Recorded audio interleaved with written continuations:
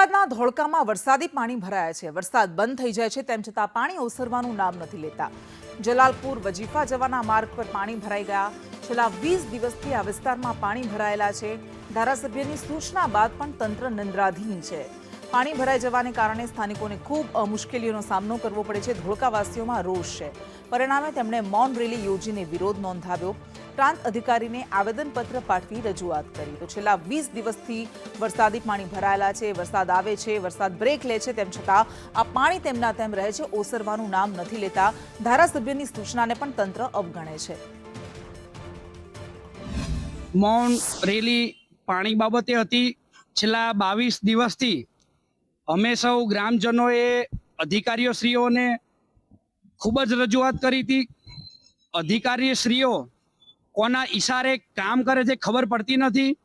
ગામજનોને નકરું સતત ને સતત આશ્વાસન આપ્યા સિવાય કોઈ કામ કરતા નથી। અમારા પ્રતિનિધિ ધોળકાના એમએલએ શ્રી કિરીટસિંહ ડાભી સાહેબને મળ્યા। કિરીટસિંહ ડાભી સાહેબ જણાવે છે કે હું જલાલપુર ગામની અંદર પાણી જોવા આજે નહીં આવું, કાલે નહીં આવું। એ પાણી બાબતેનો પ્રશ્ન મારા નીચલા માણસોને હું મોકલી દઈશ, પણ હું તો નહીં જાઉં। કાલે અમે સવારમાં 6 વાગે નીકળ્યા છતાંય અમને રિક્ષા ના મળી પાણીના કારણે। કલીગુણ પહોંચ્યા 7 વાગે અમને ટાપસ ના મળી, ટાપસ જતી રહી અમારી। અમે 80 રૂપિયા ભાડું ભરીને ત્યાં ગયા અમારા પંચિંગ નો ટાઈમ નીકળી ગયો।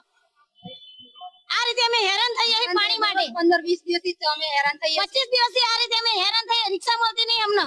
ત્યાં જઈએ ત્યારે એમ કે તમારા પગે મેદી મૂકેલી છે। આ રીતે અમે ખોટી રીતે હેરાન થઈએ। ત્યાં જઈને પાણીના કારણે થઈ।